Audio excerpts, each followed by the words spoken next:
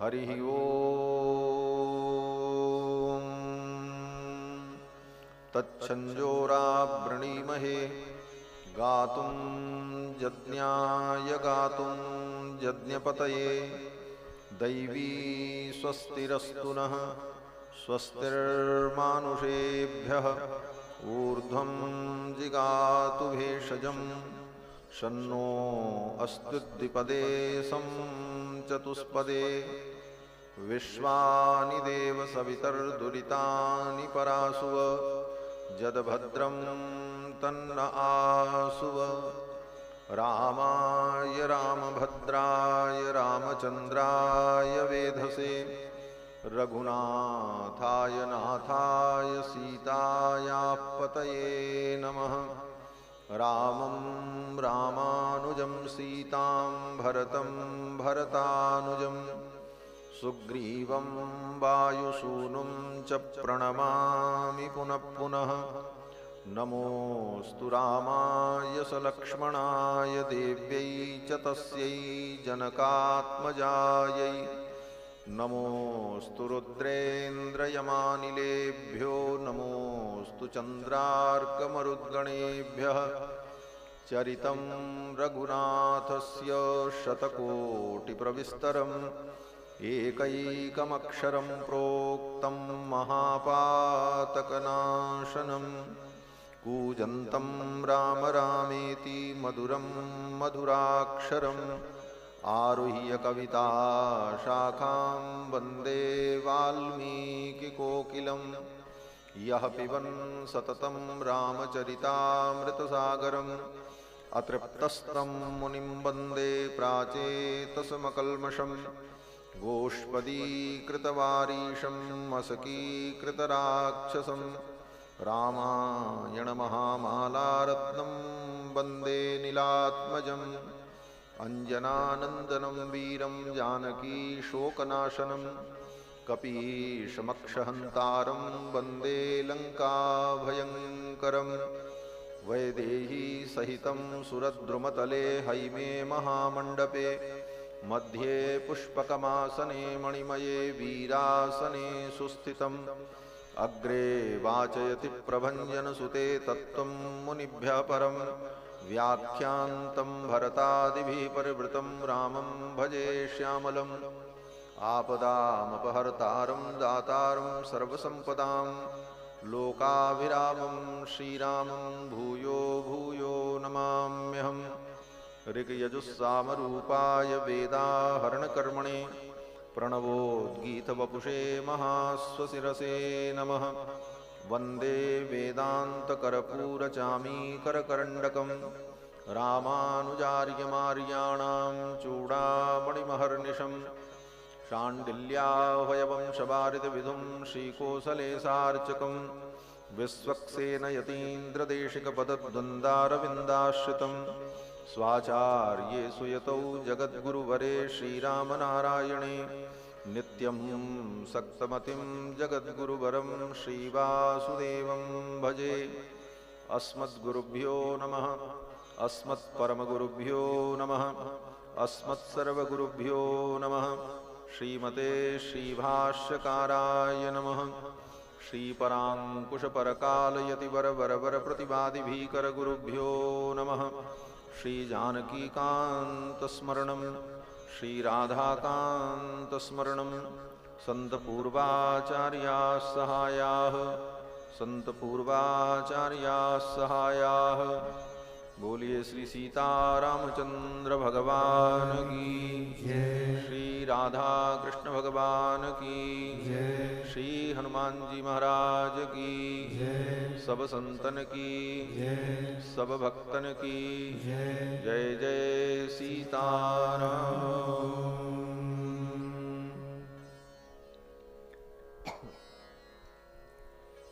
भगवान श्री सीतारामचंद्र जी की मंगलमयी पुण्य गाथा हम सभी लोग श्रवण करें। उसके पूर्व भगवान के मंगलमय नाम का श्रद्धा भक्ति के साथ संकीर्तन कर लें। पश्चात भगवान की मंगलमयी चर्चा श्रवण करेंगे।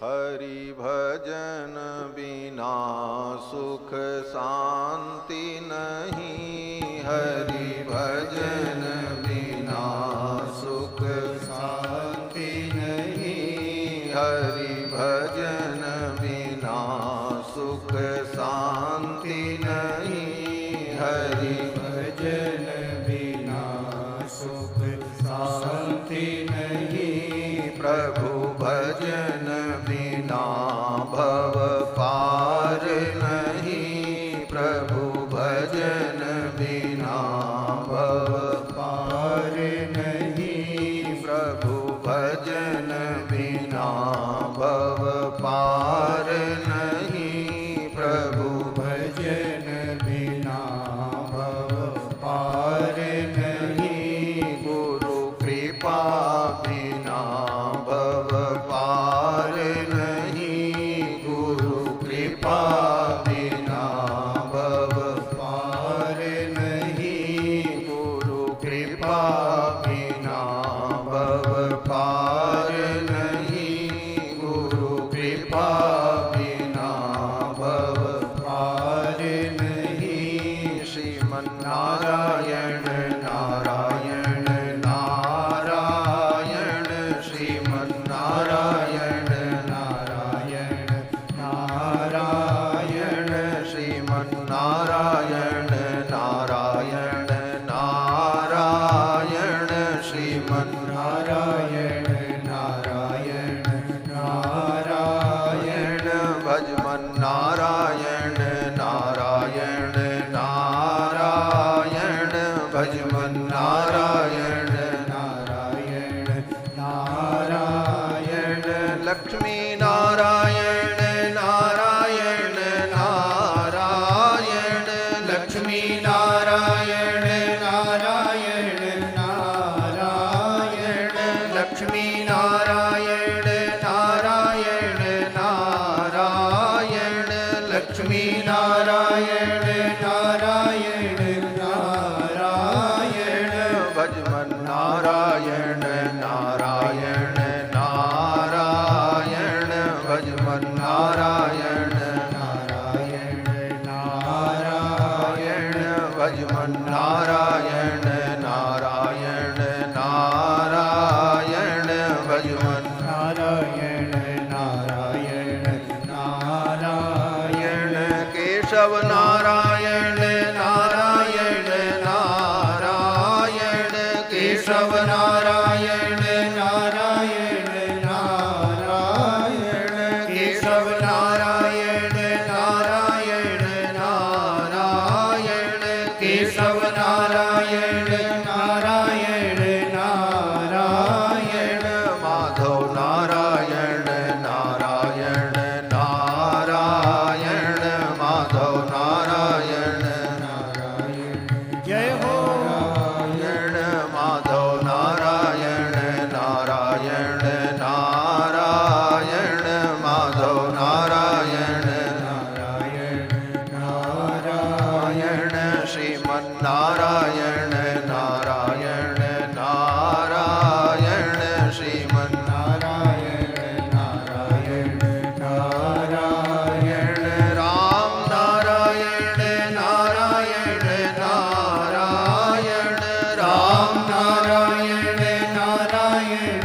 नारायण, राम नारायण नारायण नारायण, राम नारायण नारायण नारायण, कृष्ण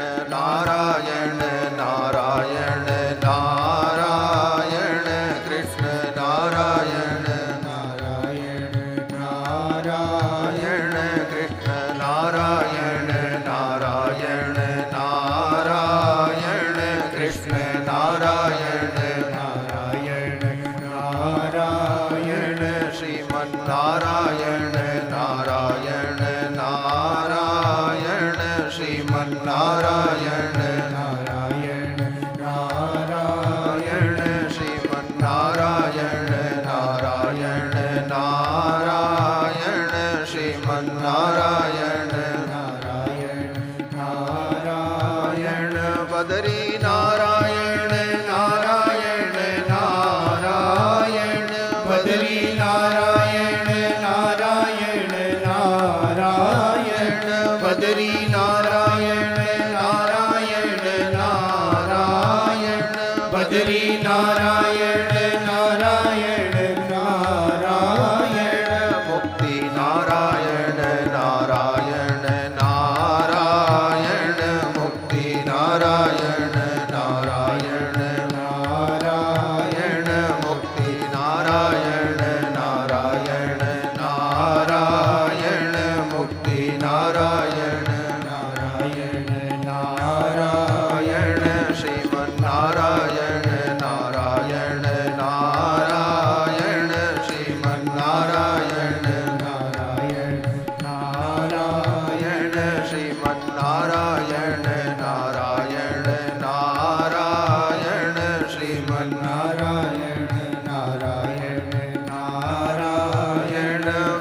वेंकट नारायण नारायण नारायण वेंकट नारायण नारायण नारायण रंग नारायण नारायण नारायण रंग नारायण नारायण नारायण गोदा नारायण नारायण नारायण गोदा नारायण नारायण नारायण पुष्कर नारायण नारायण नारायण पुष्कर नारायण नारायण नारायण मुनिवर नारायण नारायण नारायण मुनिवर नारायण नारायण नारायण यतिवर नारायण नारायण नारायण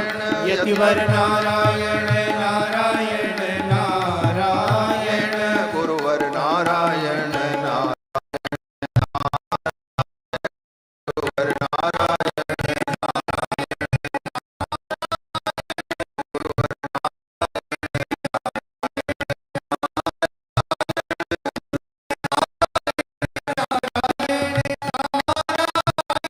श्रीमन्नारायण नारायण नारायण श्रीमन्नारायण नारायण नारायण श्रीमन्नारायण नारायण नारायण श्रीमन्नारायण नारायण नारायण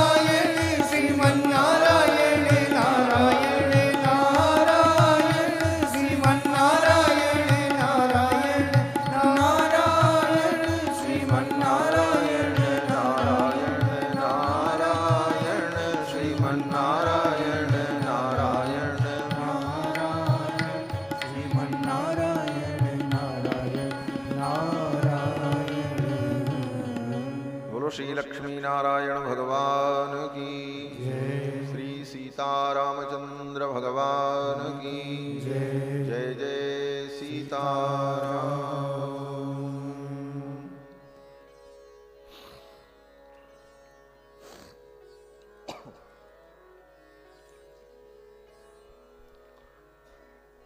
परमाध्यक्ष अनंत कोटि ब्रह्मांड नायक सर्वेश्वरेश्वर पुराण पुरुषोत्तम जानकी जानी धनुष्पाणी भगवान श्री रघुनंदन,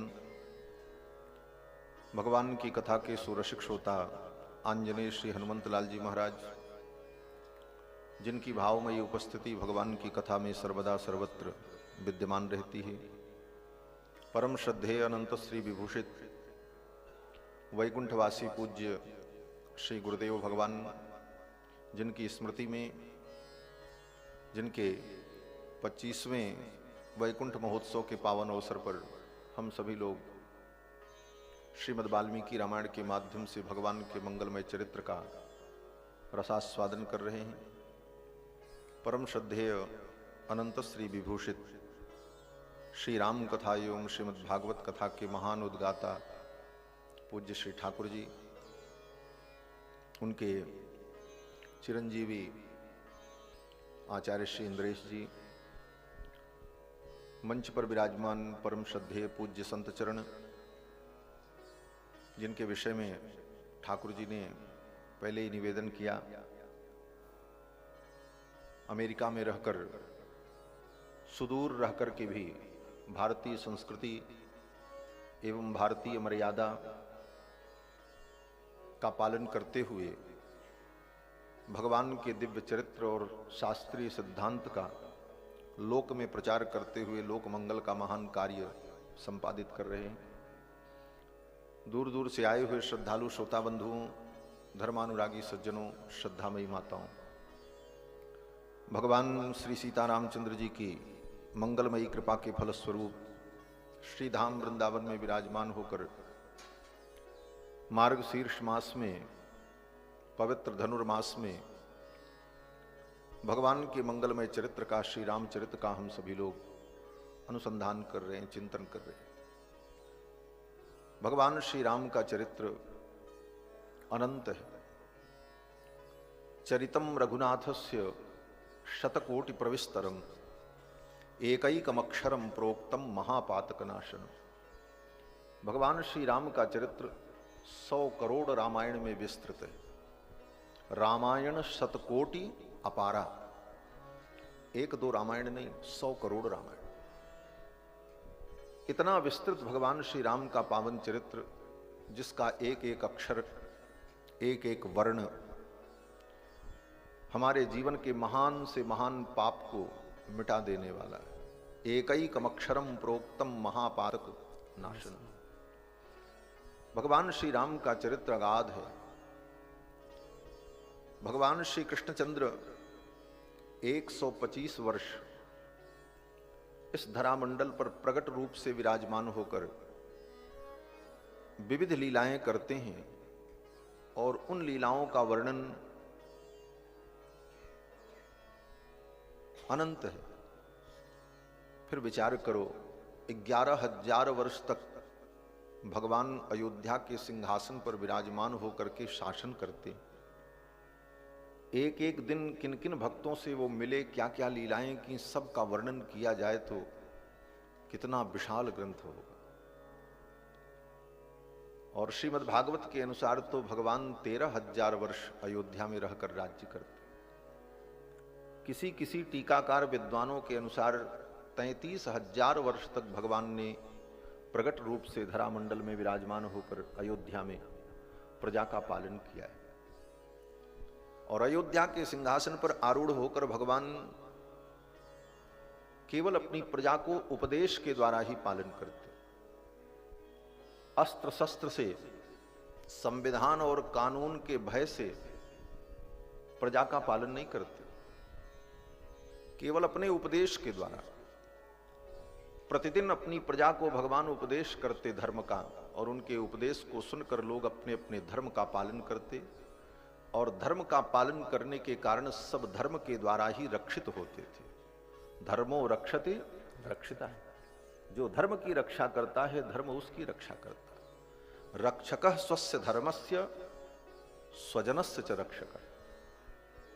भगवान अपने स्वधर्म की रक्षा करते हैं और अपने स्वजनों के भी धर्म की रक्षा करते हैं। भगवान जानते हैं व्यक्ति की रक्षा की अपेक्षा व्यक्ति के धर्म की रक्षा महत्वपूर्ण है, क्योंकि धर्म की रक्षा होगी तो उसकी रक्षा स्वतः हो जाएगी। रक्षिता स्वस्य धर्मस्य स्वजनस्य च रक्षिता।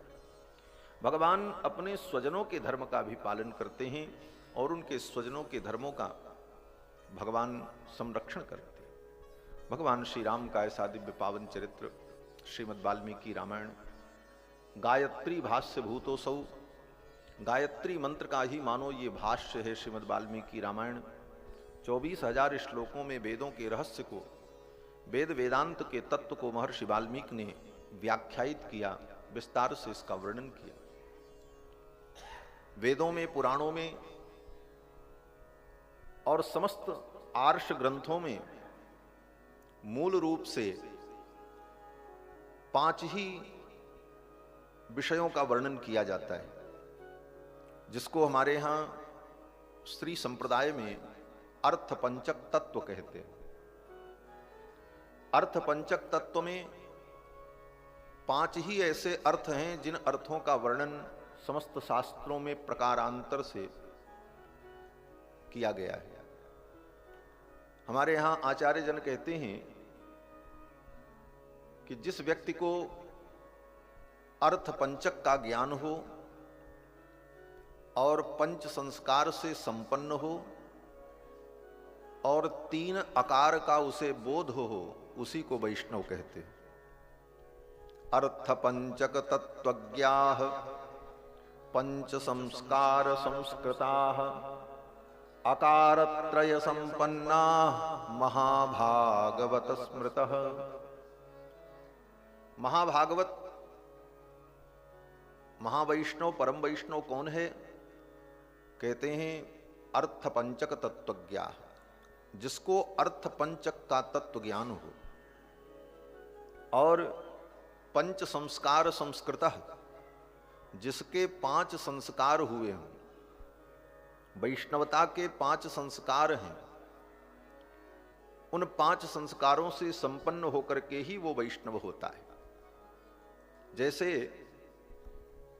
बालक जन्म लेता है लेकिन वो ब्रह्मचारी नहीं होता, जब उपनयन संस्कार होता है तो वो ब्रह्मचारी हो जाता है। वो ऐसे ही गृहस्थ नहीं होता, जब उसका विवाह संस्कार होता है तब वो गृहस्थ हो जाता है। ऐसे ही वो सन्यासी नहीं होता, सन्यास संस्कार होता है तब वो सन्यासी हो जाता है। उसी प्रकार वैष्णव होने के लिए 5 संस्कार की महिमा कही गई और उन 5 संस्कारों का वर्णन किया गया। 5 संस्कार संपन्न होकर के व्यक्ति वैष्णव। तत्वतः तो समस्त जीव वैष्णव ही हैं। तत्वतः संसार के जितने प्राणी हैं वो वैष्णव ही हैं, क्योंकि सब भगवान के अंश हैं। ममैवांसो जीवलोके जीवभूतः सनातनः। हम जन्मजात वैष्णव हैं। समस्त प्राणी मात्र वैष्णव है, क्योंकि सब भगवान विष्णु के अंश हैं और सब भगवान के द्वारा उत्पन्न है, पालित हैं। ये संपूर्ण सृष्टि ही भगवान की है। क्योंकि जब हम संकल्प करते हैं किसी पूजा अनुष्ठान में तो यही कहते हैं, विष्णोर आज्ञया प्रवर्तमानस्य। ये भगवान विष्णु की आज्ञा से सृष्टि प्रवर्तमान होती है। तो संपूर्ण सृष्टि की उत्पत्ति और इसका प्रवर्तन भगवान नारायण के द्वारा, परम तत्व परमात्मा के द्वारा होता है। इसलिए भगवान के द्वारा उत्पन्न होने के कारण, और ये संपूर्ण सृष्टि भगवान की विभूति है, इसलिए स्वतः समस्त प्राणी वैष्णव हैं।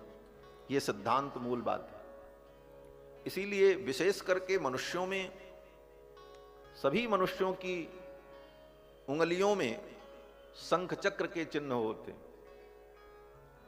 मनुष्य की उंगलियों में ज्योतिष शास्त्र के अनुसार शंख चक्र के चिन्ह होते। हाथी घोड़ा नहीं बना रहता, त्रिशूल डमरू नहीं बना रहता, तलवार खड्ग नहीं बना रहता, किसी दूसरे देवता के आयुध के चिन्ह नहीं है। भगवान नारायण के आयुध के ही चिन्ह मनुष्य की उंगलियों पर होते हैं, चाहे वो दुनिया के किसी कोने का मनुष्य। क्यों बोले, सभी चक्रांकित भगवान के पार्षद ही हैं, जीव हैं, और सभी वैष्णव हैं। परंतु माया के कारण, अविद्या के कारण, अज्ञान के कारण हम अपने उस वैष्णव स्वरूप को भूल गए। हम भगवान के हैं और भगवान के लिए ही हैं, इस भाव को, इस अर्थ को हम भूल गए। इसी का स्मरण वैष्णव संस्कार के द्वारा कराया जाता है। वैष्णव संस्कार होने पर, पंच संस्कार होने पर अपने स्वरूप का वह जीव स्मरण करता है कि हम भगवान के हैं, हम तदीय हैं, परमात्मा के हैं और किसी के नहीं। हम इनके नहीं, हम उनके नहीं, हम उनके नहीं, हम तो भगवान के हैं और एकमात्र भगवान के लिए ही हैं और मेरा कोई प्रयोजन नहीं है।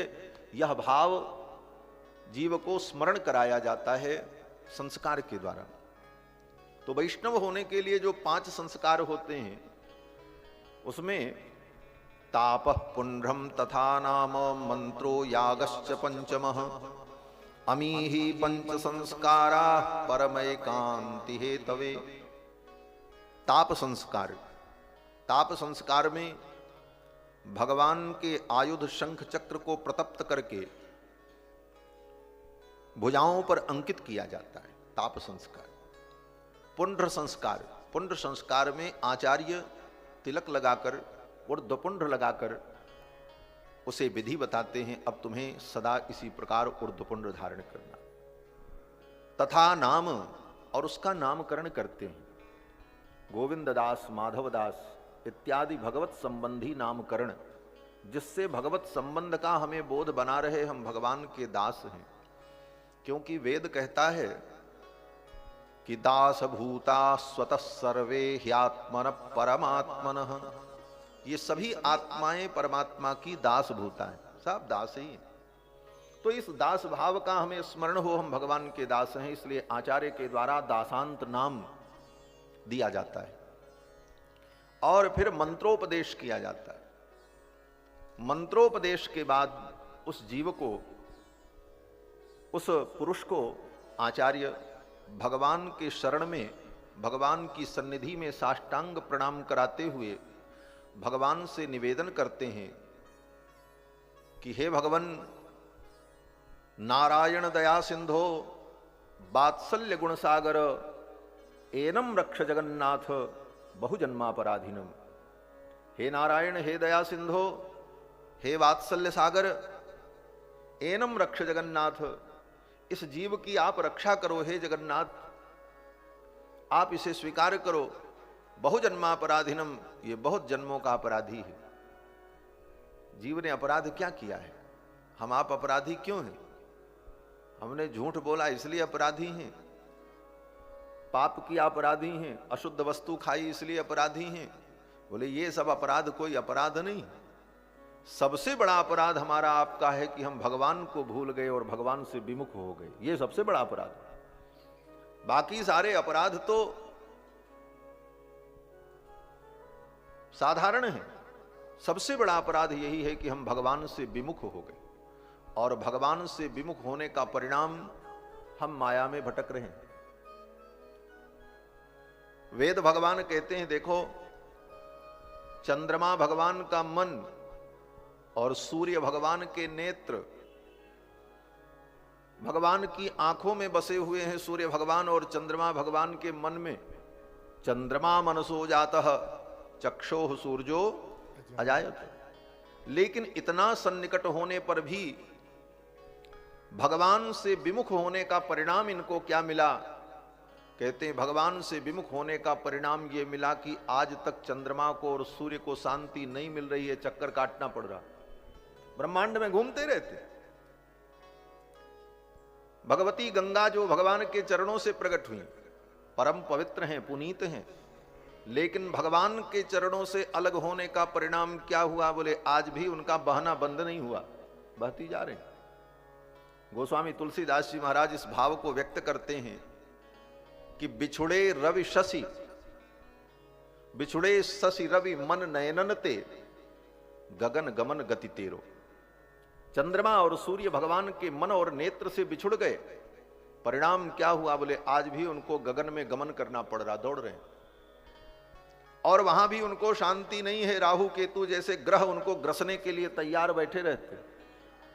तह रिपु राहु बड़ेरो, यद्यपि अति पुनीत सुरसरिता, यद्यपि गंगा परम पवित्र हैं, तीनों लोकों को पवित्र करने वाली हैं, लेकिन भगवान के चरणारविंद से अलग होने का परिणाम क्या हुआ? बोले आज भी उनका बहना बंद नहीं हुआ।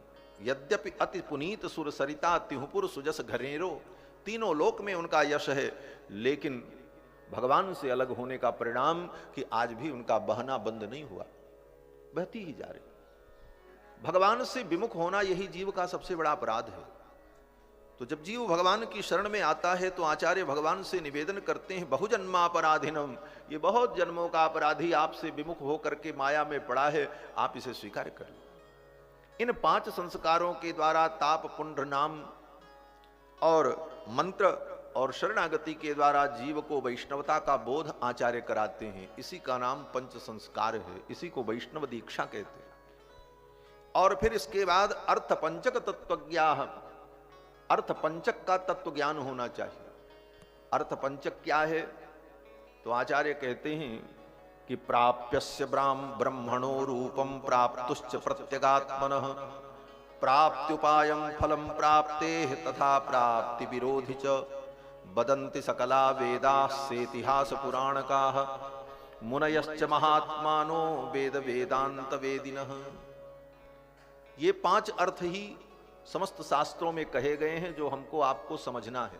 सुन करके, पढ़ करके, आचार्यों की कृपा से 5 ही चीज हमें जीवन में समझनी है। और ये 5 अर्थ कौन हैं? कहते हैं प्राप्यस्य ब्रह्मणो रूपम, जिन भगवान को हम प्राप्त करना चाहते हैं, जो हमारे प्राप्तव्य हैं, उनका रूप क्या है, वो कौन है? भगवान के विषय का ज्ञान, भगवत ज्ञान।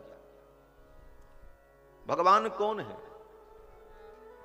परब्रह्म परमात्मा सच्चिदानंद परम तत्व कौन है? इस परम तत्व का ज्ञान, इसका निर्णय हो जाए हमारी मति में कि परम तत्व कौन है।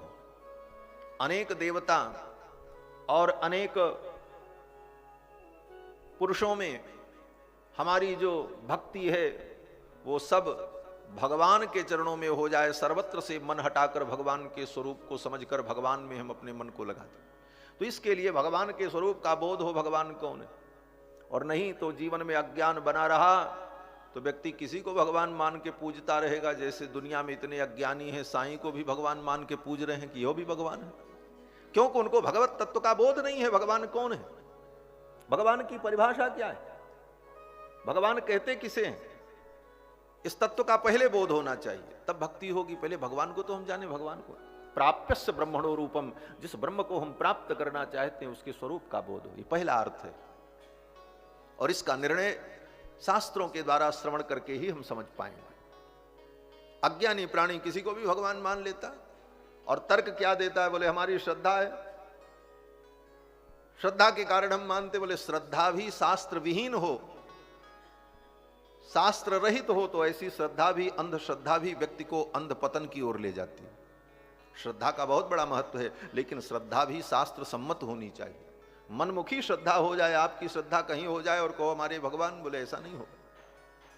शास्त्र के अनुकूल भगवान के स्वरूप का जो वर्णन है, इसीलिए भगवान का एक नाम है वेद वेद्य। भगवान वेदों के द्वारा, शास्त्रों के द्वारा ही वेद्य हैं। वेद वेद्य परे पुंस जाते दशरथात्मजे, वेद प्राचेद सादासीत साक्षात रामायणात्मना। तो भगवान के स्वरूप का बोध हो, भगवान कौन है। अब भगवान के स्वरूप का बोध कराने के लिए सारे शास्त्र हैं, केवल हम सूत्र आपको बता रहे हैं, समझ लेना आप। वेद से लेकर पुराण पर्यंत सभी शास्त्र किसको परम तत्व कहते हैं। वेद से शुरू करो, आप कहोगे वेद में सभी देवताओं के मंत्र हैं, बोले सभी देवताओं के मंत्र हैं, लेकिन वो जितने मंत्र हैं वो सब मंत्र भगवान का ही प्रतिपादन करते हैं। उन देवताओं के जो नाम हैं वो नाम भी भगवान के ही हैं। इंद्र माने देवताओं का राजा इंद्र तो होता ही है, लेकिन इंद्र माने भगवान। इराम अन्नम ददाती थी इंद्र। अग्नि, बोले अग्नि माने पावक, जो अग्नि आहुति ग्रहण करते हैं, कहते हैं वो अग्नि देवता तो हैं, उनका नाम अग्नि है, लेकिन अग्नि नाम भगवान का है। अग्रे नयति इति अग्नि, जो सबको आगे ले जाते हैं, परम पद तक ले जाते हैं। इसीलिए श्रुति कहती है अग्ने नय सुपथाराये अस्मान देव वयुनानि विद्वान जो योध्यस्मज्जुहुराण मेनो भूयिष्ठान्ते नम उक्तिम विधेम। तो अग्नि का मतलब भगवान, प्रजापति का मतलब भगवान, ये सारे शब्द परमात्मा के ही वाचक हैं। और इसीलिए वेद मंत्र, कोई भी वेद मंत्र पढ़ो तो सबसे पहले भगवान का ही नाम लेना पड़ता है। क्या कहना पड़ता है, हरि ओम गणानां त्वा गणपतिगुं हवामहे, गणानां त्वा गणपतिगुं हवामहे। भले गणेश जी के लिए पढ़ो, लेकिन नाम किसका लिया गया, हरि ओम, पहले भगवान हरि का नाम लिया। किसी भी देवता का मंत्र पढ़ोगे तो पहले भगवान हरि का नाम स्मरण करना पड़ेगा। क्यों, बोले भगवान हरि के स्मरण से ही उस मंत्र में मंत्रत्व होगा। क्यों, बोले वेद मंत्र जितने हैं वो तो भगवान के ही स्वरूप हैं। वेदो नारायण साक्षात स्वयंभूरिति सुश्रुमः। तो वेद के जितने मंत्र हैं वो भगवान की ही महिमा का प्रतिपादन करते हैं, चारों वेद और वेद के समस्त मंत्र। और वेद मंत्र में जब तक प्रणव न हो, प्रणव, प्रणव माने ओम, और ओम जो प्रणव है वो मंत्र में क्यों प्रयोग किया जाता है, कहते प्रणव एव प्राणः, मंत्र का जो प्राण है वही प्रणव है। अगर प्रणव न हो तो मंत्र में प्राणन नहीं होगा, वो प्राण नहीं होगा, वो जीवित नहीं होगा मंत्र। और वो ओम कौन है, कहते ओम इत्येकाक्षर ब्रह्म। ओम जो है वो साक्षात ब्रह्म परमात्मा है। तस्य वाचको प्रणवः। महर्षि पतंजलि अपने योग शास्त्र में कहते हैं कि ओम जो है वो परमात्मा का नाम है, भगवान का नाम है। तो चारों वेद भगवान की महिमा का वर्णन करते हैं। वेद के बाद स्मृतियां, स्मृतियों में भी सबसे प्रधान मनु स्मृति। मनु जी महाराज सबसे पहले यही कहते हैं, आपो नारा इति प्रोक्तः आपो वै नरसूनवः। जल को नार कहते हैं और उस नार में जो शयन करते हैं, नार ही जिनका अयन है, ऐसे नारायण ही संपूर्ण सृष्टि के मूल और परमात्मा है। मनु जी ने सबसे पहले इसी प्रसंग का वर्णन किया। पुराण, इतिहास, इतिहास में भी सबसे प्राचीन इतिहास श्रीमद् वाल्मीकि रामायण। और श्रीमद् वाल्मीकि रामायण इतिहास ग्रंथ के द्वारा भी भगवान के ही परत्व का वर्णन किया जाता है। भगवान श्री राम कौन है, तो महर्षि वाल्मीकि कहते हैं अर्थितो मानुषे लोके जज्ञे विष्णु सनातनः। देवताओं की प्रार्थना पर भगवान सनातन विष्णु ही राम के रूप में प्रकट हुए। दशरथ जी महाराज ने जब अश्वमेध यज्ञ किया तो उनके यज्ञ में देवता लोग आए। उस समय उन देवताओं की प्रार्थना को सुनकर के शंख चक्र गदा पाणि पीतवासा चतुर्भुज, शंख चक्र गदा पद्म धारण किए हुए पीताम्बर विभूषित भगवान नारायण वैनतेय समारोह्य अपने गरुण पर बैठ करके आए और देवताओं की प्रार्थना को स्वीकार करके दशरथ जी का पुत्र बनने के लिए तैयार हो गए। पितरम रोचयामास तदा दशरथम नृपम। तो वाल्मीकि रामायण जैसा इतिहास ग्रंथ भी भगवान नारायण को, भगवान हरि को ही परम तत्व कहता है। दूसरा इतिहास महाभारत, महाभारत ग्रंथ में भी परम तत्व के रूप में भगवान नारायण, भगवान हरि का ही वर्णन किया वेद व्यास जी ने। और महाभारत के अंतर्गत जो परम रत्न है श्रीमद् भगवत गीता, उस भगवत गीता में तो स्पष्ट रूप से स्वयं भगवान कहते हैं मत्तः परतरम नान्यत किंचिदस्ति धनंजय, मुझसे परे कोई परमात्मा नहीं, माम एकम शरणम ब्रज, मुझ परमात्मा की शरण में आ जाओ। और उसी महाभारत का दूसरा रत्न विष्णु सहस्रनाम, और विष्णु सहस्रनाम की पूर्व पीठिका में स्वयं पितामह कहते हैं एष मे सर्वधर्माणाम धर्मोधिकतमो मतः यद भक्त्या पुंडरीकाक्षम स्तवैरर्चेन नरः सदा। तो भगवान को ही परम तत्व के रूप में वेद में, स्मृति में और इतिहास में और पुराण में भी जितने पुराण हैं उन पुराणों में पुराण भी 3 प्रकार के होते हैं, सात्विक, राजस, तामस। सतोगुणी पुराण, तमोगुणी पुराण और रजोगुणी पुराण। मत्स्य पुराण में स्वयं वेद व्यास जी ने पुराणों का विभाग किया है, कितने पुराण तमोगुणी हैं, कितने रजोगुणी हैं, कितने सतोगुणी। इसलिए तत्व ज्ञान के लिए, तत्व निर्णय के लिए सतोगुणी पुराण को ही प्रमाण मान करके तत्व का निर्णय किया जाता है। और उन सात्विक पुराणों में श्री विष्णु पुराण, श्रीमद् भागवत महापुराण, श्री पद्म पुराण, ये सब जो वैष्णव पुराण हैं, इन पुराणों के द्वारा भगवान की महिमा को समझकर परम तत्व का निर्णय किया जाता है। इस प्रकार से वेद से लेकर पुराण पर्यंत श्रुति स्मृत इतिहास पुराण आदि ग्रंथों में एकमात्र भगवान को ही परम तत्व कहा गया।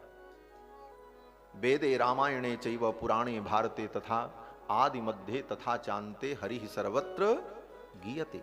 सर्वत्र भगवान श्री हरि का ही गान किया गया। तो पहले इस बात का हमें बोध हो कि परम तत्व कौन है, भगवान कौन। इन सब विषयों को सुन करके परम तत्व का बोध हो कि परम तत्व कौन है। प्राप्यस्य ब्रह्मणो रूपम, उसके बाद प्राप्तुश्च प्रत्यगात्मन, हम जो भगवान को प्राप्त करना चाहते हैं, हम कौन है, हमारा स्वरूप क्या है, अपने स्वरूप का ज्ञान। हम आत्मा हैं कि शरीर हैं, हम कौन हैं और क्यों हैं, कब से हैं, किसके हैं, किसके लिए हैं। हर वस्तु का कोई प्रयोजन होता है, वो किसी न किसी के लिए होती है, उसका कोई उद्देश्य होता है। वो उस उद्देश्य का बोध हो हमें। भाई ये बिल्डिंग बनी है, इस बिल्डिंग में हम बैठे हैं, इसमें जितने ईंटें पत्थर लगे हुए हैं ये किसके लिए हैं। अगर ये प्रश्न मन में आवे कि भाई ईंटा पत्थर ये खंभे जो हैं ये किसके लिए हैं, तो ये कहना होगा कि जो इसका मालिक है उसके उपयोग के लिए है, उसके उपभोग के लिए, उसकी सुविधा के लिए बने। और इनका उद्देश्य क्या हो सकता है। उसी प्रकार हमारी अगर सत्ता है तो हम किस लिए हैं, हमारा उद्देश्य क्या है, हम क्यों हैं। इन सारी बातों को, अपने स्वरूप को जानना, आत्म स्वरूप का ज्ञान। और फिर भगवान के प्राप्ति के स्वरूप का ज्ञान, भगवान की प्राप्ति का साधन क्या है और भगवत प्राप्ति का फल क्या है, ये चौथा ज्ञान। और आज तक हमें भगवत प्राप्ति नहीं हुई, हम भगवान से विमुख बने रहे, क्या कारण था, इस विषय का ज्ञान। इन 5 चीजों को जानना यही शास्त्रों का उद्देश्य है। भगवान का स्वरूप, अपना स्वरूप, भगवान की प्राप्ति के साधन का स्वरूप और भगवान की प्राप्ति के फल का स्वरूप, और भगवत प्राप्ति में बाधक तत्व क्या है, आज तक हमें भगवत प्राप्ति नहीं हुई, इसका कारण क्या है, इन विषयों को जानना ये स्वरूप। इन्हीं 5 अर्थों को समस्त शास्त्रों में बताया गया, अर्थ पंचक का बोध कराया गया। पधारेंगे। बोलो श्री सीतारामचंद्र भगवान की जय। जय जय सीताराम। श्रीमन्नारायण नारायण नारायण, श्रीमन्नारायण नारायण नारायण, श्रीमन्नारायण नारायण नारायण, श्रीमन्नारायण नारायण नारायण, श्रीमन्नारायण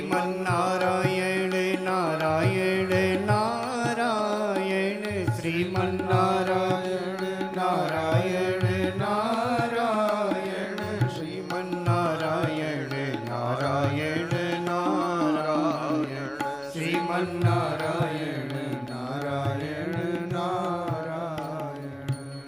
श्री लक्ष्मी नारायण भगवान की जय। इस प्रकार से 5 अर्थों का बोध यही हमारा आपका स्वरूप है। इन 5 अर्थों को हम जाने कि भगवान कौन है, हम कौन हैं, भगवान को हम प्राप्त कैसे कर सकते हैं और उन्हें प्राप्त करके हमें मिलेगा क्या, क्या फल होगा और भगवान की प्राप्ति में बाधक क्या। इन्हीं विषयों का वर्णन श्रीमद् वाल्मीकि रामायण में अर्थ पंचक तत्व का वर्णन महर्षि वाल्मीकि ने यत्र तत्र किया है। इन सब बातों को श्रीमद् वाल्मीकि रामायण के व्याख्याकार श्री गोविंदराज स्वामी जी ने अपनी भूमिका में ही विस्तार से वर्णन किया है प्रारंभ में, कि इन विषयों का वर्णन रामायण के माध्यम से हम सभी लोग प्राप्त करते। कल के प्रसंग में हम सभी लोगों ने श्रवण किया कि भैया भरत के मनोरथ को पूर्ण करने के लिए भगवान ने कृपा करके अपनी पादुका उन्हें प्रदान की। श्री भरत जी ने कहा, प्रभु आप अगर अयोध्या नहीं चल सकते, आपकी प्रतिज्ञा है, तो मेरे लिए कोई अवलंब आप प्रदान करें कि ये 14 वर्ष की अवधि में कैसे व्यतीत कर पाऊंगा। तो गुरुदेव वशिष्ठ के कहने पर और भरत जी की प्रार्थना पर भगवान ने अपनी पादुकाएं प्रदान की। भैया भरत ने कहा कि अधिरोहार्य पादाभ्याम पादुके हेमभूषिते एते ही सर्वलोकस्य योगक्षेमं विधास्यतः। ये पादुकाएं ही समस्त लोक के योगक्षेम का विधान करेंगी। योगक्षेम क्या है?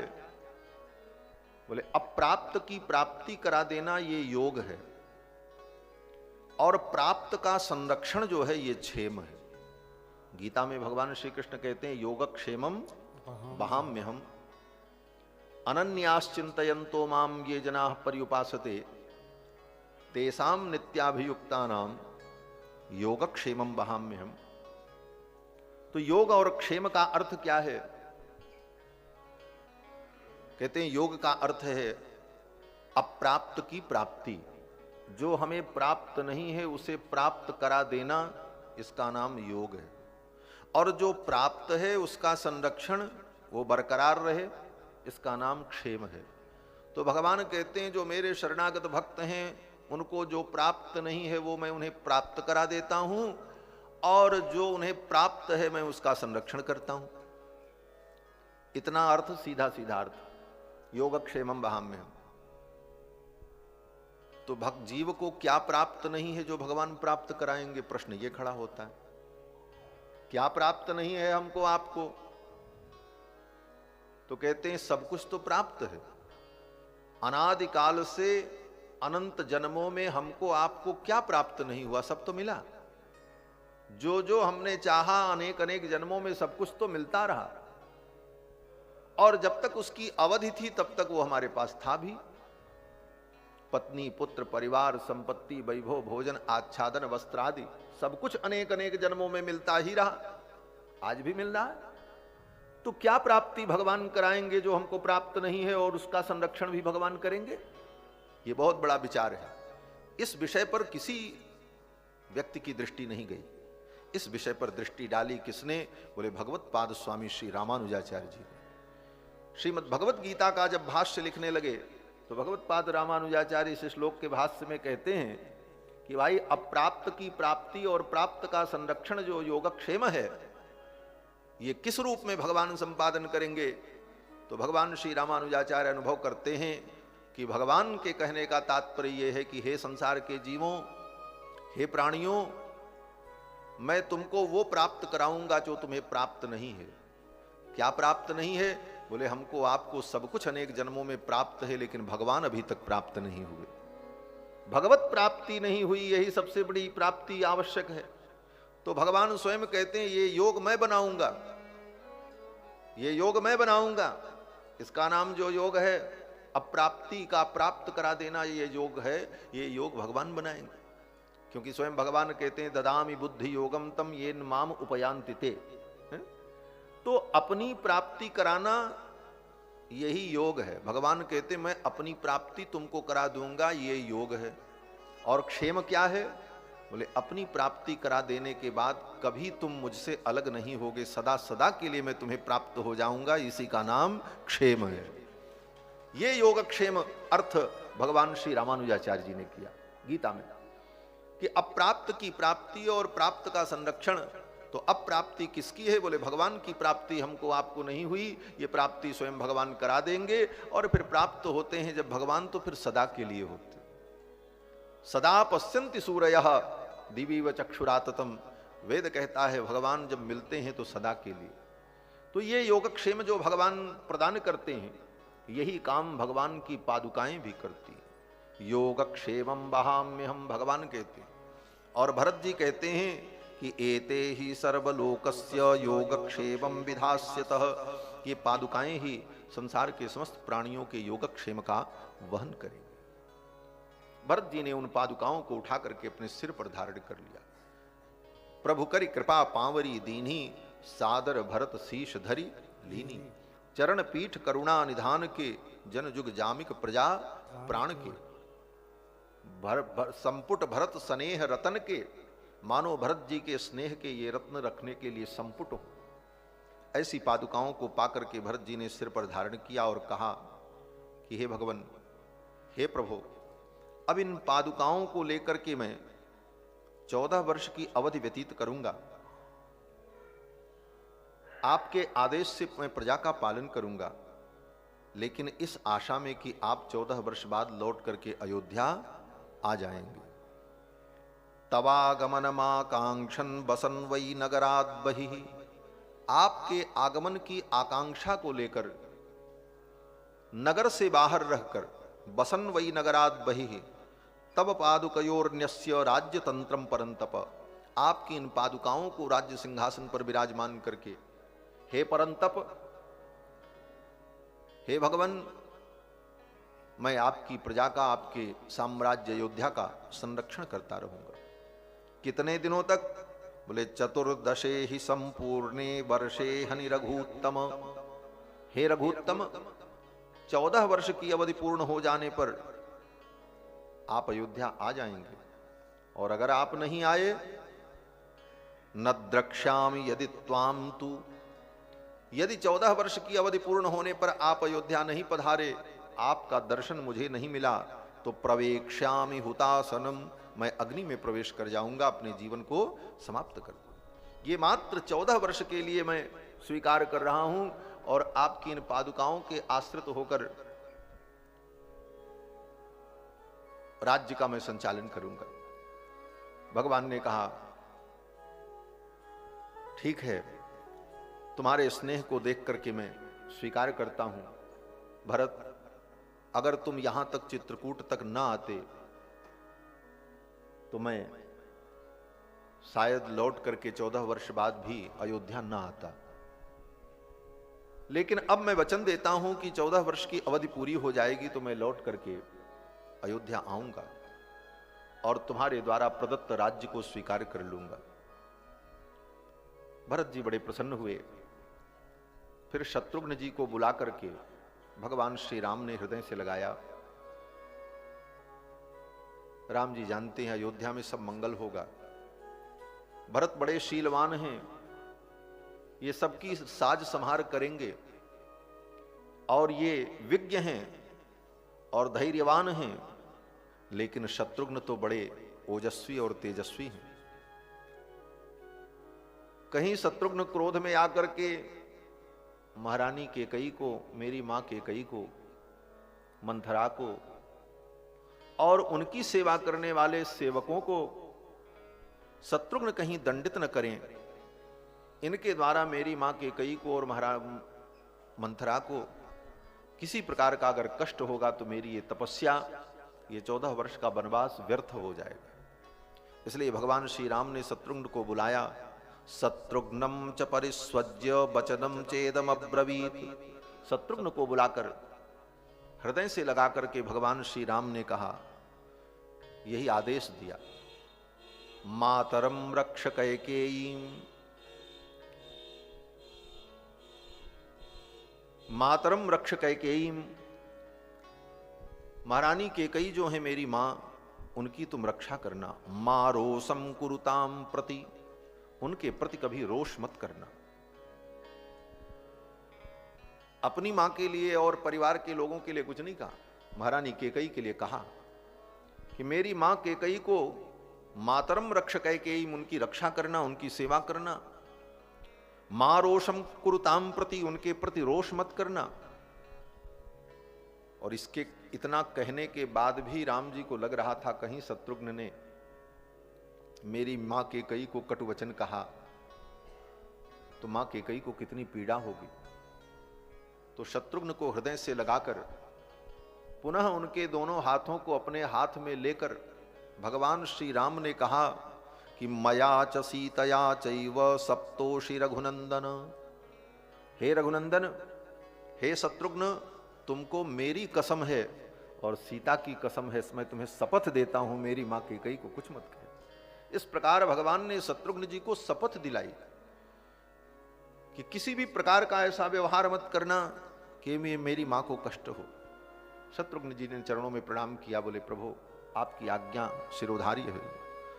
और फिर भरत जी महाराज ने सपादुके ते भरतस्वलंकृते महोज्वले संपरिगृह्य धर्मवित् प्रदक्षिणम चैव चकार राघवम चकार चैवोत्तम नागमूर्धिनी।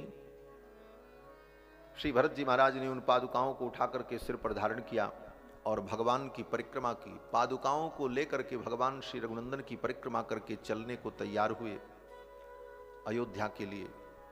और भरत जी जब चलने को तैयार हुए तो भगवान जान गए अब भैया भरत जाएंगे, शत्रुघ्न जाएंगे, माताएं जाएंगी, अब फिर इनका वियोग होगा।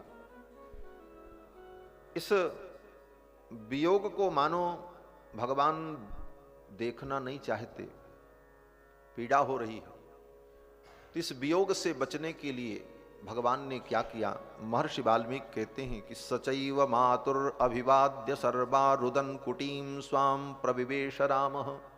रोते हुए भगवान श्री राम ने अपनी माताओं को प्रणाम किया और अपने बलकल वस्त्र से अपने आंसुओं को पोंछते हुए सिर झुका करके अपनी कुटी में जाकर के चुपचाप भगवान बैठ गए।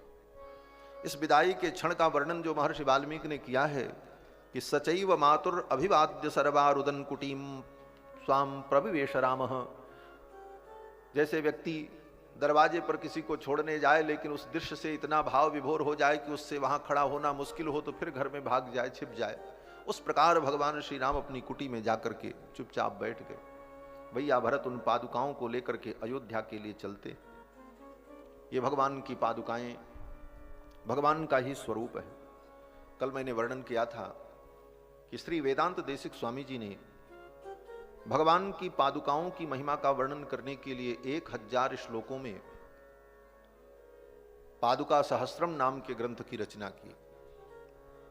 श्री वेदांत देशिक स्वामी जी महाराज बड़े उद्भट विद्वान हुए 12वीं शताब्दी में,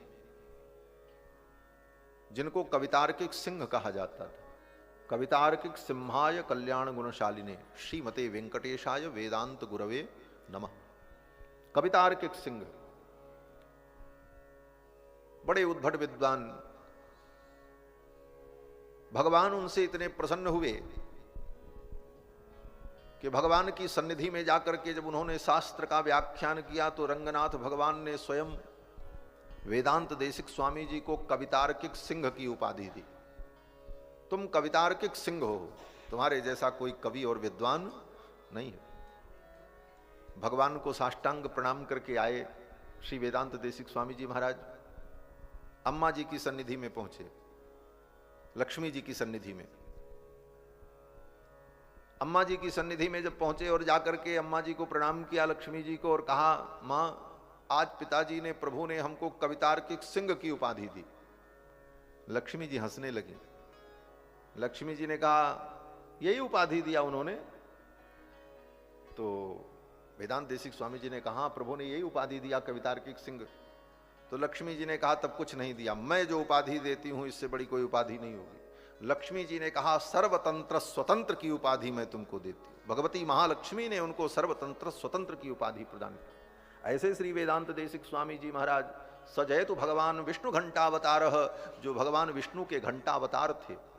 वैकुंठ में भगवान का जो घंटा है, जिस घंटे के ध्वनि से समस्त वेद मंत्र प्रकट होते हैं, भगवान के वैकुंठ का जो विजय घंटा है, उसी के अवतार श्री वेदांत देशिक स्वामी जी सजयतु भगवान विष्णु घंटावतार।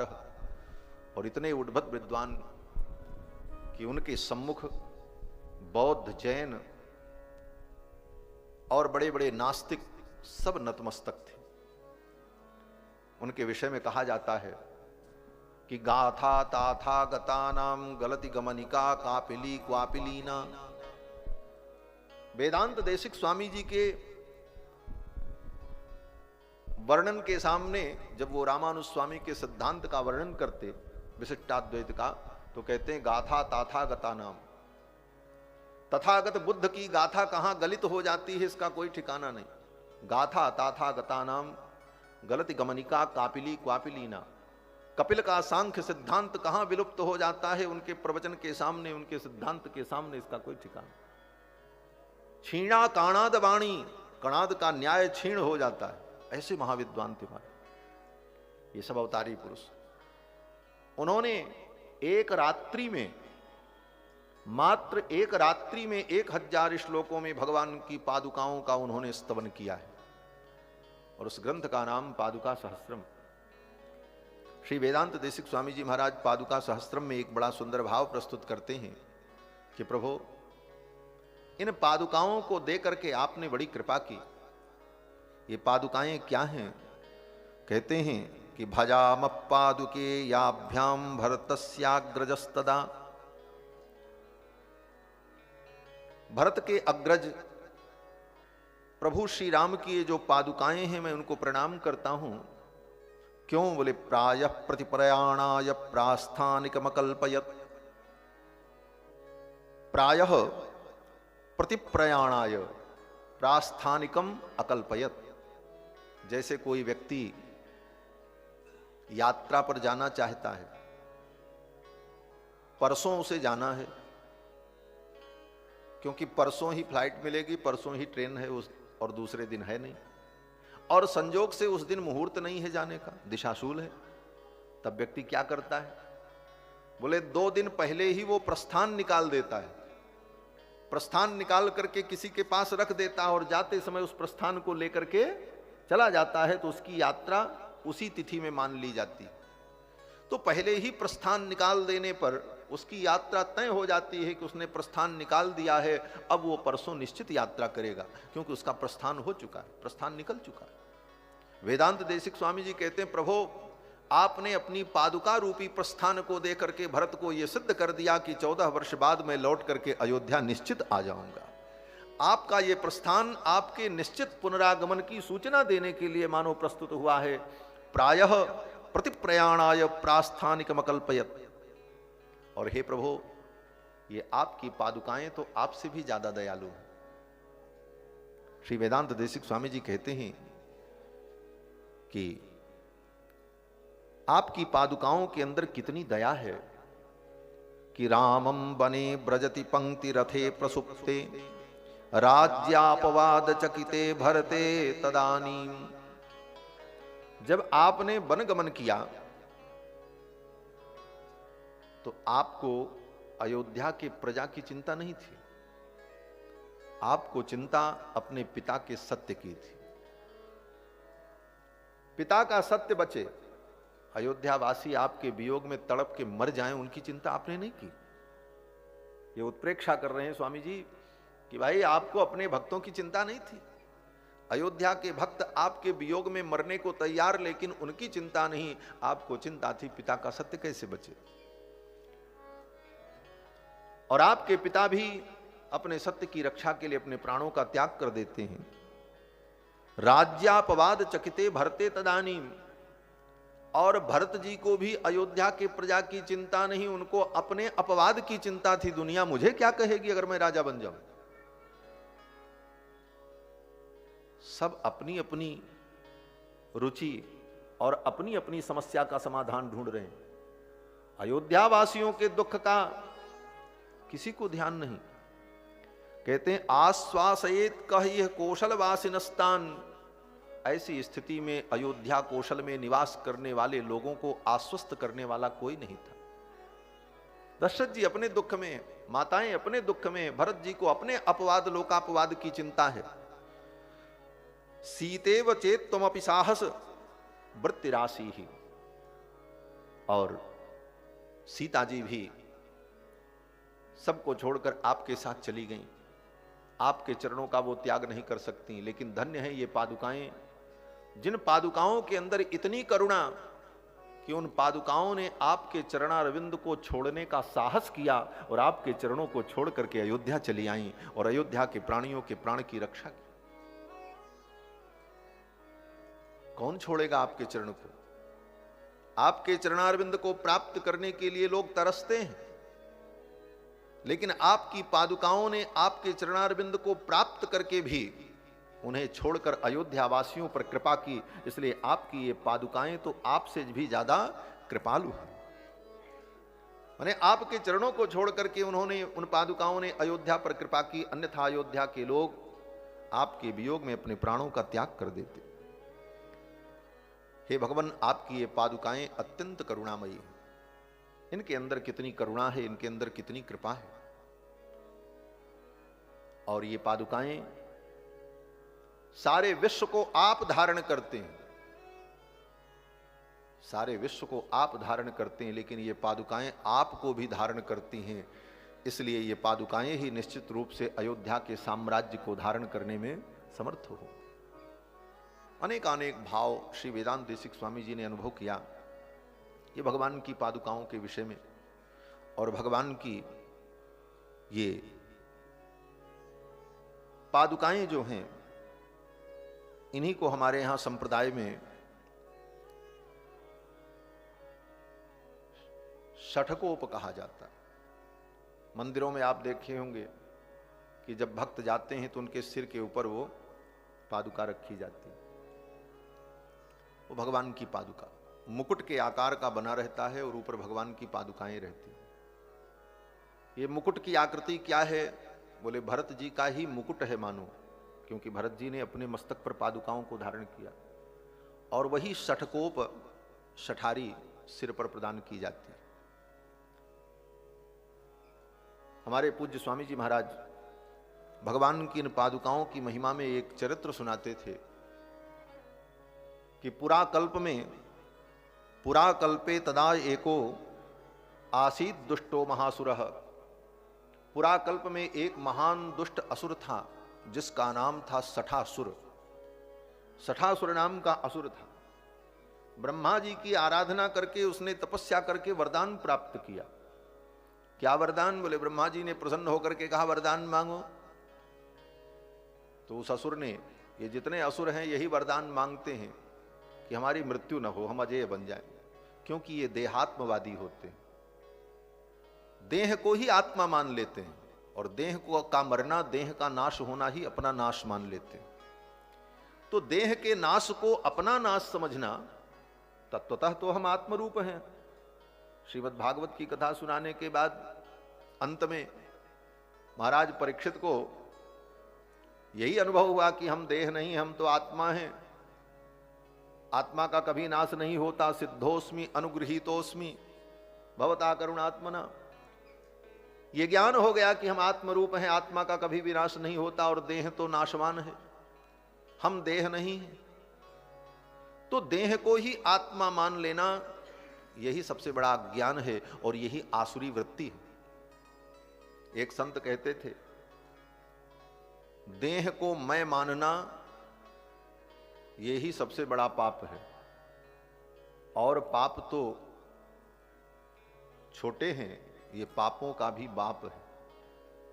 सबसे बड़ा पाप यही है कि हम देह को ही अपना स्वरूप मान लेते हैं। इसी को देहाभिमान कहा गया। आत्मा देह को ही अपना स्वरूप मान ले, देह के नाश को अपना नाश, देह के सुख को अपना सुख, देह को ही अपना स्वरूप, यही अज्ञान है, यही आसुरी वृत्ति है। इसीलिए जितने असुर हैं वो अपने देह के नाश को ही अपना नाश मानते हैं, इसलिए देह को बचाने का प्रयत्न करते हैं। यही वरदान मांगते मैं कभी मरूं न। हिरण्यकश्यपु ने भी यही मांगा कि मेरी मृत्यु न हो, शरीर का नाश न हो। और 60 नाम के असुर ने भी यही वरदान मांगा ब्रह्मा जी से कि मुझे कोई जीवित प्राणी मार न सके, यही वरदान दे। कोई जीवित प्राणी हमें मार न सके। मुर्दा किसी को मारता नहीं, जड़ वस्तु किसी को मारेगी नहीं, चेतन के द्वारा वो मरेगा नहीं। ऐसा विलक्षण वरदान मांगा कि किसी जीवित प्राणी से मेरी मृत्यु न हो। और फिर उस सठासुर ने अपनी माया के द्वारा अनेक लोगों को जीतकर, उनकी वस्तुओं का हरण करके, संपत्तियों का हरण करके अंतरिक्ष में एक अलग लोक बना करके रहता। ब्रह्मा जी के मस्तक की मणि को, उनके मुकुट की मणि को छीन लिया और उस मणि को ला करके रख लिया। उसी मणि के प्रकाश में सब कुछ देख लेता था। उस मणि के माध्यम से जो देखना चाहे दुनिया में कहां क्या हो रहा है, और फिर जो वस्तु उसे अच्छी लगे वो छीन करके, लूट करके लाता और अपने ऐश्वर्य में उसे समृद्ध करके उसका भोग करता था। ऐसा दुष्ट वो सठासुर नाम का दैत्य, उसको वरदान था कि वो किसी जीवित प्राणी से नहीं मरेगा। एक बार श्री भरत जी महाराज और शत्रुघ्न जी महाराज और लक्ष्मण जी, इनके पुत्र गुरुकुल में पढ़ रहे थे गुरुदेव वशिष्ठ से। भरत जी के पुत्र, शत्रुघ्न जी के पुत्र और लक्ष्मण जी के पुत्र अयोध्या में गुरुदेव वशिष्ठ के गुरुकुल में पढ़ते, और राम जी के पुत्र कुश और लव महर्षि वाल्मीकि के गुरुकुल में पढ़ रहे थे। ये तीनों भाई तक्षकादि राजपुत्राणाम शिक्षयन भगवान मुनि। भरत जी के पुत्र तक्ष पुष्कल, लक्ष्मण जी के पुत्र सुबाहु और श्रुतसेन, शत्रुघ्न जी के पुत्र अंगद और चित्रकेतु, ये 6 भाई गुरुदेव वशिष्ठ के गुरुकुल में अध्ययन करते थे। एक दिन अध्ययन के प्रसंग में गुरुदेव भगवान ने इनको भूगोल खगोल का वर्णन करके सुनाया। भूगोलम च खगोलम च वर्णयामास तत्वतः। तत्वतः भूगोल खगोल का वर्णन किया कि अमुक लोक यहां पर है, अमुक लोक यहां पर है, अमुक लोक यहां पर है। भूगोलम च खगोलम च वर्णयामास तत्वतः। तत्वतः वर्णन करके जब सुनाया तो तक्ष पुष्कल सुबाहु श्रुतसेन अंगद चित्रकेतु, इन 6 भाइयों के मन में जिज्ञासा हुई कि चल करके इन ग्रहों को हम देखें कि ये कहाँ हैं, अंतरिक्ष की किस कक्षा में हैं, इनका गमन कैसे होता है, ये सब जानने की इच्छा उत्पन्न हुई। अब 6 भाई विचार करने लगे कैसे चलें, वहां तो जा नहीं सकते। तो तब तक उनको एक युक्ति सूझी। एक युक्ति सूझी कि हनुमान जी के पास चले। हनुमान जी महाराज की गति बड़ी विलक्षण है, वो तो सूर्य तक जा चुके हैं। बाल समय रवि भक्ष लियो तब तीनों लोक भयो अंधियारो। तो सूर्य मंडल तक जाने की जिनकी गति है, ऐसे श्री हनुमान जी महाराज की सहायता लेकर के ही हम अंतरिक्ष में इन ग्रहों को देख सकते हैं। तक्ष पुष्कल सुबाहु श्रुतसेन अंगद चित्रकेतु 6 भाई हनुमान जी के पास पहुंचे। उस समय श्री हनुमान जी महाराज अयोध्या में सरजू जी के तट पर प्रमोद वन में रहते थे। कभी कभी भगवान जब उन्हें याद करें, भगवान श्री रघुनंदन, तब दरबार में उपस्थित होते थे। सदा दरबार में नहीं आते थे, क्यों बोले उनका मन खिन्न रहता था। भगवान को अकेले सिंहासन पर देख करके हनुमान जी को बड़ा दुख होता था। जिन जानकी जी को प्राप्त करने के लिए हम लोगों ने इतना बड़ा पुरुषार्थ किया, समुद्र पर पुल बांधा, रावण जैसे दुर्दांत असुर का वध किया, लड़ाई हुई, कितने लोग मारे गए, इतना संघर्ष हुआ, 100 योजन समुद्र हमने पार किया जानकी जी का दर्शन करने के लिए, देखने के। जिन जानकी जी को प्राप्त करने के लिए इतना बड़ा पुरुषार्थ किया गया, उन जानकी को प्रभु ने त्याग दिया। अकेले भगवान को सिंहासन पर देखकर हनुमान जी को अच्छा नहीं लगता, इसलिए दरबार में आते ही नहीं थे। जब राम जी बुलावें, आज्ञा दें तो हनुमान जी आते और उसके बाद काम निपटा करके उनकी आज्ञा का पालन करके फिर चले जाते और जाकर के सरयू जी के तट पर प्रमोद वन में बैठकर भगवान नाम संकीर्तन करते, सरयू जी की लहरों का दर्शन करते, दोनों हाथ में करताल लेकर के बजाकर। और हनुमान जी महाराज की जो लांगूल है, हनुमान जी जब कीर्तन करते तो उनकी लांगूल ऊपर ऐसे उठ जाती, उस लांगूल में 1.25 मन सोने का घंटा लगा हुआ, वह पूंछ घंटे को बजाती रहती है और हाथ में करताल लेकर के बजाते हुए भगवान श्री राम के नाम का दिव्य कीर्तन करते। श्री राम जय जय राम, श्री राम जय जय राम, श्री राम जय जय राम, श्री राम जय जय राम, श्री राम जय जय राम, श्री राम जय जय राम, श्री राम जय जय राम, श्री राम जय जय।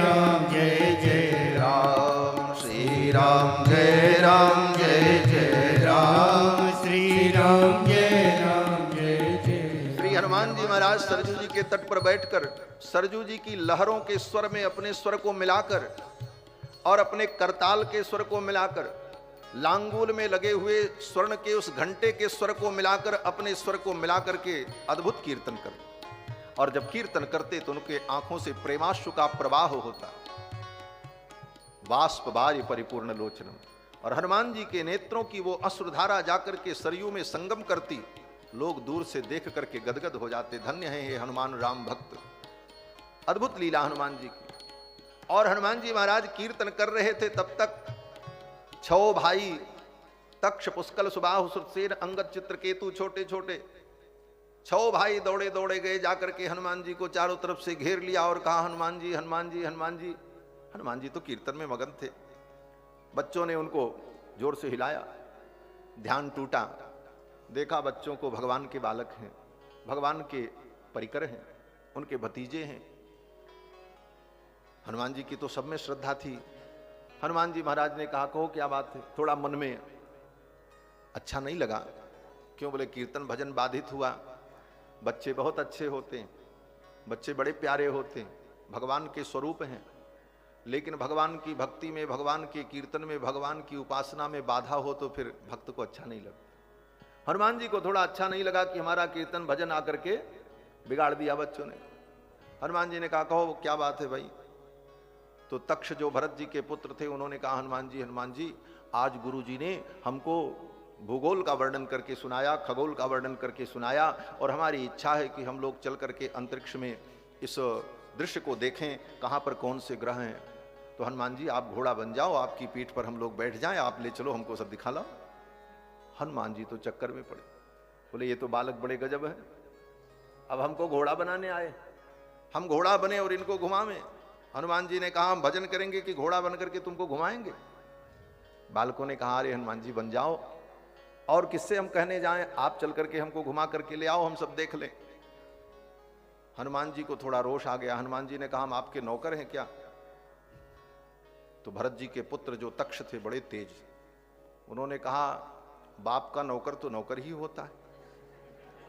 अब तो हनुमान जी चौंके, बोले बाप का नौकर? बोले हाँ, कल आप जब दरबार में आए थे तो हमारे ताऊ जी बैठे थे, तो आपने प्रणाम करते हुए यही कहा था दासो हम कौशलेंद्र से रामस्याक्लिष्ट कर्मणा। हम तो कौशलेंद्र के दास हैं, तो बाप का दास, बाप का नौकर तो नौकर ही होता। अब तो हनुमान जी चुप। हनुमान जी ने कहा देखो भाई, ये तो हमारी विनम्रता है, ये तो हमारी शालीनता है, हमारी दीनता है कि हम उन्हें अपना आराध्य और इष्ट मानते हैं, लेकिन पूछो जाकर के अपने ताऊ जी से, हमारे उपकार का कोई प्रत्युपकार नहीं कर सकता। हनुमान जी बोल गए, और सही बात है, भगवान ने भी कहा प्रत्युपकार करूं का तोरा, सन्मुख होए न सकत मन मोरा। तो तक्ष ने कहा भरत जी के पुत्र ने, क्या उपकार आपने किया है? हनुमान जी ने कहा मेरा बहुत ऋण है आपके पिताजी के ऊपर। हाँ। तो तक्ष पुष्कल दोनों भाइयों ने कहा कि अगर ऐसी बात है तो आप बताओ, पहले हम आपका ऋण उतार दें तब दूसरा काम करें। पुत्र का धर्म होता है कि पिता को ऋण कर दे। अगर मेरे पिता आपके ऋणी हैं तो हमारा कर्तव्य है कि हम अपने उस ऋण को उतार दें। क्या ऋण है बताओ? हनुमान जी ने कहा सबसे बड़ा ऋण तो यह है, सुबाहु और सुतसेन जो लक्ष्मण जी के पुत्र खड़े थे, उनकी ओर देख करके हनुमान जी ने कहा, आप अपने पिताजी से पूछो जा करके, जब उनको मेघनाथ ने शक्ति मारी थी तो रातों रात द्रोणाचल पर्वत को लेकर के मैं आया था, इतना बड़ा कार्य कौन कर सकता है? सुबाहु सुतसेन ने कहा, यही कर्जा है? बोले हाँ। बोले अभी हम उतार देते। तब तक सुबाहु ने अपने धनुष के ऊपर एक बाण चढ़ाया और हनुमान जी को मारा ब्रह्मास्त्र। बालक थे, वशिष्ठ जी के शिष्य थे, समस्त योग्यताएं उनके अंदर थी। ब्रह्मास्त्र का प्रयोग कर दिया। हनुमान जी महाराज क्षण भर के लिए मूर्छित हुए। तब तक चित्रकेतु ने बाण मारा, वो बाण जाकर के द्रोणाचल पर्वत को उखाड़ करके लेकर के आया और ला करके बगल में रख दिया, और उससे संजीवनी बूटी लेकर के तक्ष पुष्कल सुबाहु सुतसेन 6 भाई हनुमान जी की नाक पर ऐसे सुहाने लगे, हनुमान जी उठ जाओ, हनुमान जी उठ जाओ, हनुमान जी। अरे हनुमान जी तो उठ करके चौके, अरे देखा बगल में पर्वत, अरे ये द्रोणाचल पर्वत कहां से आया? तक्ष पुष्कल सुबाहु सुतसेन ने कहा, हनुमान जी देखो, आपको ब्रह्मास्त्र से हमने मूर्छित कर दिया, और ये द्रोणाचल पर्वत आप पहचान लो, आप लेकर के आए थे वही पर्वत, और ये वही संजीवनी बूटी है। हमारे पिताजी के ऊपर जो कर्ज था वो कर्ज समाप्त हुआ कि नहीं हुआ बताओ? हनुमान जी तो चौंक गए, ये बालक तो बड़े विचित्र है। हनुमान जी ने कहा, हाँ ये तो कर्जा उतर गया, लेकिन इससे भी बड़ा कर्जा है, इससे भी बड़ा ऋण है। बोले क्या ऋण है? बोले जब अहिरावण आपके पिताजी को और आपके बड़े बाबूजी को लेकर के पाताल चला गया, तो हम ही ने पाताल जाकर के उसका वध किया और आपके पिताजी को और इनको लेकर के आए। तक्ष पुष्कल सुबाहु सुतसेन ने कहा, अच्छा। तब तक तक्ष ने क्या किया, एक बाण मारा, पृथ्वी फट गई महाराज, दरारें हो गई पृथ्वी में। तब तक 6 भाइयों ने मिलकर के हनुमान जी को ढकेल दिया उसी में। अब तो महाराज हनुमान जी महाराज सरसर सरसर नीचे पाताल की ओर जाने लगे। तब तक अंगद और चित्रकेतु ने 2 बाण मारे। अंगद जी ने 1 बाण और चित्रकेतु ने 1 बाण। दोनों बाण हनुमान जी से पहले नीचे पहुंच गए और हनुमान जी के चरणों के नीचे जाकर के दोनों बाणों ने हनुमान जी को उठाया और लाकर के बाहर रख दिया। 6 भाइयों ने कहा, हनुमान जी आपको हमने पाताल भेज दिया और लेकर के चले आए। रही बात अहिरावण को मारने की, तो अहिरावण तो पहले ही मर चुका है। वहां पर जो राजा है वो आपका बेटा मकरध्वज है, उसको हम क्या मारे, हम तो प्रणाम करके चले आए। अब बताओ? हनुमान जी महाराज ने कहा, अरे राम राम, ये तो आफत है। हनुमान जी महाराज ने दोनों हाथ ऊपर उठाया और त्राहिमाम कहते हुए हनुमान जी महाराज भगे वहां से राम जी की तरफ, और दौड़ते हुए राम दरबार की ओर जब चले, पूरी अयोध्या में हल्ला मच गया। हनुमान जी त्राहिमाम कर रहे हैं, अतुलित बलधामम स्वर्ण शैलावदेहम, जिनके पास अतुलित बल है वो हनुमान जी महाराज अयोध्या में त्राहिमाम करते हुए गलियों में भाग रहे हैं। और तक्ष पुष्कल सुबाहु सुतसेन अंगद चित्रकेतु 6 भाई उनके पीछे पीछे दौड़ते हुए आ रहे हैं। शत्रुघ्न जी महाराज को पता चला, अरे ये क्या हो गया, हनुमान जी के ऊपर कौन सी विपत्ति आ गई, किसी ने अयोध्या पर आक्रमण कर दिया क्या? शत्रुघ्न जी महाराज तुरंत अपने घोड़े पर बैठे और उन्होंने शंख ध्वनि की। अयोध्या की चतुरंगिणी सेना तैयार हो गई और अयोध्या के चारों तरफ घूम करके निरीक्षण किया शत्रुघ्न जी ने, कहीं कोई शत्रु नहीं, कहीं कोई समस्या नहीं। तब तक हनुमान जी महाराज दरबार में पहुंचे, राम जी बैठे थे, सब बच्चे भी पहुंच गए पीछे पीछे। शत्रुघ्न जी आए। शत्रुघ्न जी कहा, हनुमान जी आप क्या मजाक करते हैं, इस तरह से आपने कहा त्राहिमाम त्राहिमाम, हमने तो समझा कोई शत्रु आ गया, कोई आक्रमण हो गया अयोध्या पर। हनुमान जी ने कहा, प्रभु कोई शत्रु आ जाए और हनुमान जैसा वीर त्राहिमाम करेगा? बोले तब फिर आप त्राहिमाम क्यों कर रहे थे? हनुमान जी ने कहा, महाराज आपके इन बालकों ने हमको त्रस्त कर दिया। उन बालकों को देख करके भगवान मुस्कुराने लगे। उन बालकों ने जाकर के प्रभु श्री राम से कहा, बाबूजी, पिताजी, आज हमने इनसे हनुमान जी से कहा कि आप घोड़ा बन जाओ और हमें अंतरिक्ष का भ्रमण करा दो। हनुमान जी तैयार नहीं हुए और इन्होंने ये सारी बातें कही कि ऐसा ऐसा कर्जा है, और वो सब कर्जा हमने उतार दिया। इन बातों को जब तक्ष पुष्कल सुबाहु सुतसेन ने भगवान से कहा दरबार में, हनुमान जी को बड़ा संकोच हुआ कि प्रभु क्या कहेंगे, हनुमान इतना धृष्ट हो गया। हनुमान जी ने अपना सिर झुका लिया। भगवान सब कुछ समझ गए और भगवान ने कहा, हनुमान ये बच्चे हैं, बच्चों की कामना को पूर्ण करना बड़ा सरल होता है, वो थोड़े में ही प्रसन्न हो जाते हैं। उनको एक कागज का खिलौना भी दे दो तो प्रसन्न हो जाते हैं, और बच्चे की प्रसन्नता से बहुत पुण्य प्राप्त होता है। भगवान ने कहा, हनुमान एक बच्चे की मनोकामना को पूर्ण कर दी जाए तो एक अश्वमेध यज्ञ करने के बराबर पुण्य होता है। हनुमान, इन बच्चों की इच्छा है तो इन्हें घुमा दो। भगवान ने जब कहा तो हनुमान जी तैयार हो गए और श्री हनुमान जी महाराज ने कहा ठीक है चलो। हनुमान जी महाराज ने कहा विराजो हमारी पीठ पर। अब तो हनुमान जी महाराज की पीठ पर 6 भाई बैठे। हनुमान जी ने कहा कि मैं लेकर के उड़ूंगा तो सब फूल जैसे उड़ जाओगे, मेरी गति के कारण, वेग के कारण। तो बालकों ने कहा आप ही को कोई उपाय करना पड़ेगा। तो हनुमान जी महाराज ने अपनी पूंछ से अपनी पीठ के ऊपर विशाल घेरा बनाया और घेरा बनाने के बाद ऊपर जाकर के उसी पूंछ से सुंदर जालियां बनाई जिससे बच्चे भीतर से ही बाहर के दृश्य को देखते रहें। और फिर ऊपर पूंछ को ले जाकर के गोल गोल घुमाते हुए सुंदर मंडप का निर्माण किया और ऊपर ले जाकर के अपनी पूंछ को निकाल दिया ध्वज के समान और अपने पीठ पर दिव्य विमान बना करके उसमें 6 बालकों को बैठा करके हनुमान जी महाराज लेकर के उड़े। ऐसा अद्भुत दृश्य प्रकट हुआ। हनुमान जी महाराज स्वर्ण शैलावदेहम, लग रहा था स्वर्ण का कोई विमान आकाश में चल रहा और उसमें 6 भाई बैठे हुए समस्त अंतरिक्ष की गतिविधियों को देख रहे थे। सब दर्शन कराया हनुमान जी महाराज ने। यहां सूर्य की कक्षा है, यहां चंद्रमा की कक्षा है, यहां अमुक कक्षा है, सब देखते रहे। उसी समय गुरुदेव वाल्मीकि के शिष्य लव और कुश, ये दोनों भाई अपनी मां श्री जानकी को रोते हुए देखकर बड़े दुखी हुए। श्री जानकी जी भगवान के वियोग में रोज चिंतन करती थीं, उन्हें दुख होता था तो वो रोती थी। उनके रुदन को देखकर कुश और लव ने जाकर के कहा मां आप इतनी दुखी हैं, मैं आपके दुख को कैसे दूर कर सकता हूं।